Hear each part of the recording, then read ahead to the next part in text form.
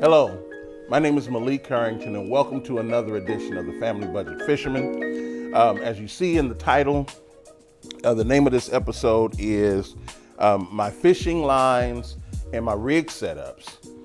And in this episode, I'm going to focus on how I, as a power finesse fisherman, exclusively using spinning rods, get out there and compete against people with incredible fishing gear, using bait casters and so forth. I want to say, because I know you might be watching, I told you I was going to beat you this past Saturday fishing. I happened to fish against a couple of power fishermen, one finesse fisherman, and one extreme power fisherman, I should say. And they came out there with the bait casters and so forth, and they all skunked. I did not skunk. I do not skunk. Let me just be clear. If I skunk, that means there are no fish in the water. It doesn't mean that I didn't catch them. And somebody didn't tell me that there were no fish in the water. So at any rate, as a little bit of pump me up, I want to thank you all for those of you who have been subscribing to the show. I love the comments. I love the participation. Shout out to some of you who have invited me to come fish with you, and I'm very interested in doing that. It just so happened this week is a big week for us. Actually, later on tonight, because I'm recording this today, later on tonight, the wife and family, we have to drive down to Los Angeles because my wife has to work down there. Then we also gonna hit Disneyland while we out there. And then when we come back, I gotta finish packing up the house because we sold the house. And so we got another, as of today, we have 13 days. Got to cut that in half because we got to shoot out of town. But having said all that, I want to thank you all for participating in growing the show, even though it's really, really small. I love the community that's developed. So my fishing lines and rig setups, and this is going to be part one. Part two is going to be me explaining what kind of power finesse fisherman am I, because I am a power finesse fisherman, and I'm going to explain what all that might be. So my basic rig setups are a combination, and you all have learned this before, a combination of braided line and either monofilament or fluorocarbon lines. And the reason why is because with braided line, you get the line strength and the casting distance. Remember, I told you because of the technology, the innovations in fishing, there's almost parity between in a long cast between a spinning reel and a comparable bait caster. So, and it doesn't matter. And then there's a point at which it doesn't matter at all. And I'll give you an example. If you're casting 50 or more yards, if both combos can cast 50 or more yards, it doesn't even matter. Both of them are going to get the depth in the whole bit. So that combination of braided and fluorocarbon or monofilament works so that you can get the distance and you maintain the tensile strength that you need in order to cast. Now, so that allows spinning rods to be fished in heavy cover, reaction baits, casting out long distances, etc. All right. Now, so let me start with the less fantastic and outrageous to the more fantastic and outrageous. And you'll understand why I say that in a minute. This is my, where is it? Okay, just to show. This is my crappie rod, okay, for now. By the way, I'm really trying to take a look at those St. Croix Premiers. Whether they split handles or any, I might be upgrading my crappie rods to St. Croix. Let me know if you think that might be a good idea in the comments below, if St. Croix makes any sense. So this is my crappie rod, and as you can see, this is what I caught the first bass on. I was crappie fishing. This is what I caught the first bass on right here, and when we went fishing this past Saturday. And we fished down in the Delta. There's a place called Hog Slough. down in the North Delta. A friend of mine has one of those classic bass tracker boats, and we had an insane amount of fun while we were out there. So at any rate, and as you can see, I have a snap. And by the way, you might be notice that you're a little closer, and that's just simply because I'm doing certain things here to show you what I have. So that right there, there's a snap on there. Okay. And then I have the knot that connects the braid. This is a double uni that connects the braided line to the fluorocarbon line. Now, my fluorocarbon line here is Fins 215, okay? 2-pound diameter line with 15-pound break strength. My leader is Trilene 100% fluorocarbon, 20-pound break strength. And let me show you why. On the 15-pound break strength, the braided line, the rating is 15 pounds when you tie, approximately when you tie a knot. Maybe if you have a weak knot, it might be a little bit less than that. But the actual break strength on here is 26 pounds. And I want you to be able to see that, okay? Holding it up there for a second for you to be able to see that. And that is the Fins 40G composite superline, okay? Now, that means that I can fish this in heavy cover, and if I get caught on brush, I might disorient my hook a little bit, and I may have to change it out, but essentially I keep my equipment. That also means that if I am in a school of crappie and a bigger bass comes at me, I'm good. It means that if I'm catching crappie and a catfish comes after it, I'm good. Or if I'm catching, excuse me, I had to do a lot of speaking over the last couple of weeks and it's just been a little terrible on my throat. If I'm going for striper, same thing. I mean, if I'm going for crappie and striper in the hole, same thing. I have no worry with this setup right here, this crappie setup, that I'm going to catch some really, really good fish, and I'm not going to lose anything that might be in that hole.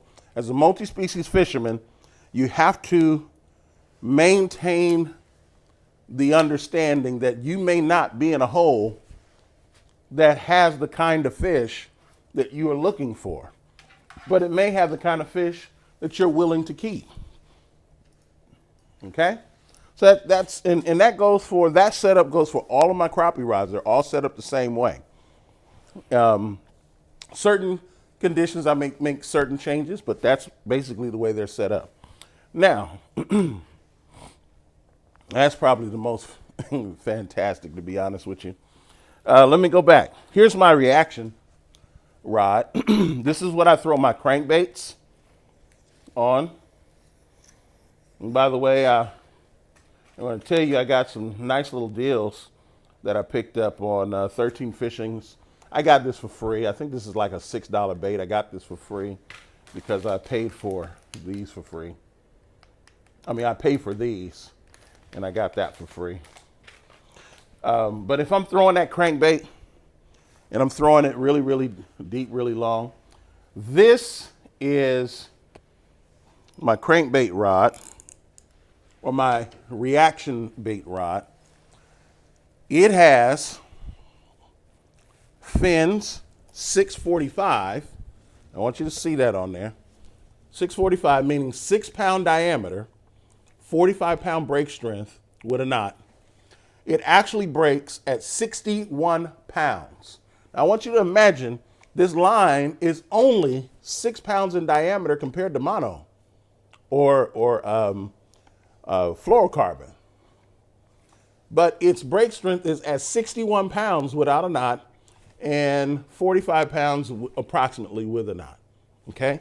Now, then I have a swivel, and that's a Spro swivel.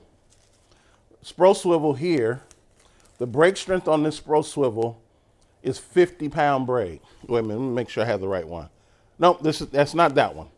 I have the Eagle Claw number 6 on here.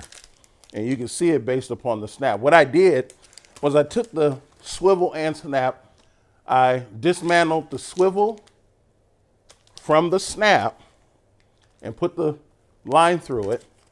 And the brake strength on this is 60 pounds, okay? Come in packs of 8. Now, also, the line here is 50-pound big game, and it actually breaks at about 60 pounds, okay? The Trilene big game monofilament. Now, why did I set up this way? Number one, because of how light the braid is and how heavy the mono is, and I got a little bit of weight with the swivel, and then of course, if I'm throwing a crankbait of some sort, all that weight, it's weight forward. That means that my line is actually tapered heavy on the end. So if I am normally casting 30 or 40 yards, this is going to give me an extra 15 yards, 10 to 15 yards.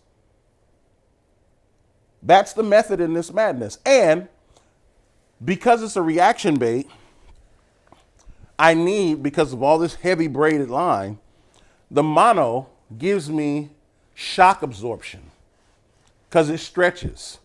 And it doesn't matter. This is a 60-pound line. And I'm not worried about it stretching beyond its ability to maintain some strength, even if it maintained at 40 pounds. But I need a shock absorber because there are times when I'm fishing it in a certain way where I might actually accidentally set the hook. Well, I need shock absorption. Normally, I just keep cranking, but if I actually set the hook, that shock absorption is there. So I can hurl. I have thrown this with a 3/4 ounce bait. It was a 1 ounce bait. I have thrown this 75 yards. And I can verify that. I have thrown this 75 yards. So that is my reaction bait. And that might even be more fantastic than less fantastic as well. And all of my reaction rods are set up that way. All of them. There are times when I don't need a leader at all. So here's my frog rod. Well, instead of going to the frog rod, because that's obvious, this is my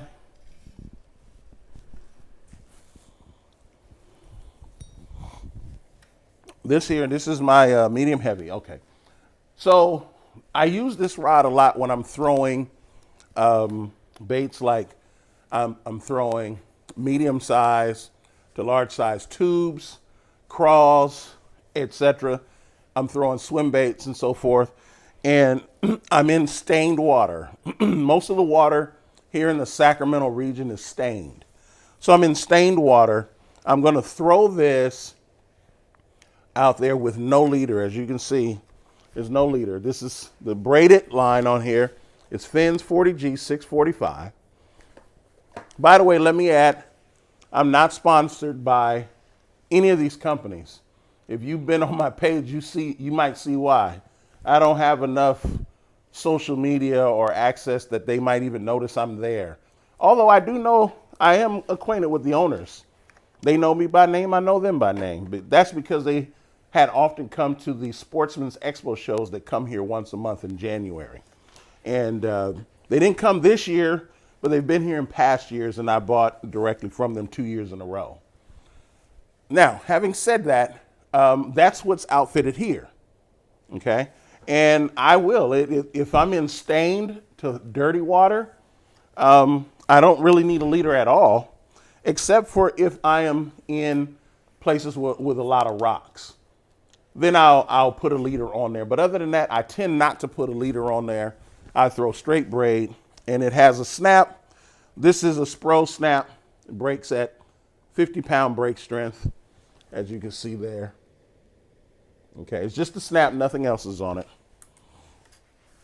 Now, another one, and that goes the same for my frog rod. I did mention that, but I wanted to use the 13 fishing rod instead of using the ugly stick. This is out of production, but it's the same thing. I have a 645, and boy, does it cast. This 645 braid is ridiculous. It casts a mile. And now, let's see, I have my pitching and flipping rod. Usually no leader on it because for reasons. Heavy cover, you tend not to need it. My worm rod, my worm rod currently has no leader, but that's only because where I was fishing, I didn't need a leader this past Saturday. But normally I will have a leader on here, and I would be throwing it with a leader because I will throw Ned rigs. I will throw I'll throw dragon worm, straight tail. I'll throw shaky heads. I'll throw wacky, the whole bit. And the way that I have them set up is this. I pre-rig my leaders with the swivel and the snap. And that's about 20 inches of line right there. I may go 24 every now and then. But I've noticed that for my reaction baits and for my finesse baits, where I fish for bass, it's not necessary. For crappie, because I rig up two different ways. Sometimes it'll just have the snap and nothing on the other end. Sometimes it'll have a loop and a snap. And sometimes it will have a snap and a swivel on both ends. It just depends on how I'm fishing. Most of the time, I'm going to have these, and every one of these I pre-rig about 3 or 4 of these before I go fishing, or I make sure I have them in the bag. I don't tend to break off very often wherever I go. So what I'll do is I'll do a lot of changes at home, like this week, because I just went fishing this past Saturday. What I'll do is I'll check everything before I go, but I rarely break off. I break off less than one time per fishing outing. But having said that, I've had days where I just break. Now, in those cases, I'll actually carry some of the Berkeley Trilene, and I also use Vanish as well. I use Vanish. I like Vanish. But I'll carry those lines, and I'll carry some of the package of the swivels and snaps with me. And that's because, you want to make sure that you have an ample supply. Now, you've seen me go with, everybody's familiar with Trilene and Berkeley stuff, but if you notice, I'm pumping up this fin stuff here. I'm just telling you, this stuff is great. So I'm going to give you a comparison. This is Power Pro Slick 8. I upgraded from Power Pro to Slick 8 about 4 years ago. No, about 5 or 6 years ago. When this Slick 8 came out, I had been with Power Pro forever, maybe almost 10 years. But I upgraded to this when it first came out. And I want to say maybe 7 years ago when it came out, maybe. And then about 4 years ago, I was introduced to this. Here's the difference. And I went up to the booth, and the owner was there, and I asked her to persuade me to move from this, which is Power Pro 15-pound diameter brake strength line with a 4-pound diameter comparison to mono. Okay, so this would be a Slick 8 415, as I would call it. 4-pound test diameter, 15-pound brake strength, compared to the 215 here. When she finished talking to me, I was convinced, and I bought $100 worth of the stuff. I'm just telling you, it's good. Half the diameter size with the same, well, actually the brake strength on this is higher than this. And the reason why is because these people manufacture braided line. You'll have to find out by looking at their company to see, find out different things that they do.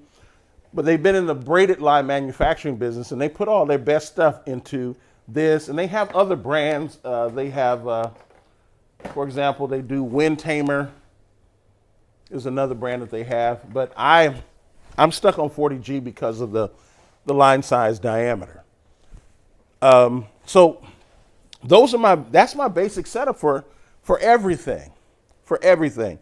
I have considered getting a spool of Cigar, the highest one, the one with the black label, getting some of that at 8-pound tests, or I may just go down to 8-pound tests on the trilene and add it to one of the spinning rods that I use for my general practitioner, my general outing stuff. I may do that. I want to show you this. This is one of my rigs as well, just to show you. This is a multi-purpose rig, and it's set up for both bass and crappie and everything else in between. It's got a 3-inch bait on it. I did real good with this on Saturday, and it's got a swivel, 645, but instead of putting on the head, the 45 right here, I put on 20-pound trilene. And the reason why is because I wasn't casting very long. I was pitching and flipping, and it worked out well for me. Sometimes I may do that. I just wanted to add that in there. So I have shown you how I rig and how I am able to take advantage of the technology that exists in the fishing business in order to get to parity with those people who fish with bait casting equipment. Now, having said that, nothing can beat bait casting equipment in its ultimate circumstances. I mean, I don't throw 6 and 12 ounce swim baits and the big gear. I think those are bait cast specific kind of rigs to throw. And the A rig, although you can throw it with spinning gear, if you really want to do extremely well with it, I would say you throw it with a bait caster rather than throwing it with spinning gear. So that said, there are certain specific things that you can do with bait casting equipment. I just don't throw an A rig, and I don't throw the big gigantic swim baits, but I do throw a lot of other stuff. I throw 10-inch worms, and I'm very effective with 10-inch worms. Especially there's an area called Knight's Landing here in Sacramento where I throw 10-inch worms all the time. So having said that, I hope you enjoyed today's show. Remember, do everything you can not to break your family's bank and break your budget, but do everything you can to break your personal best. I'll see you next time. Have a good one.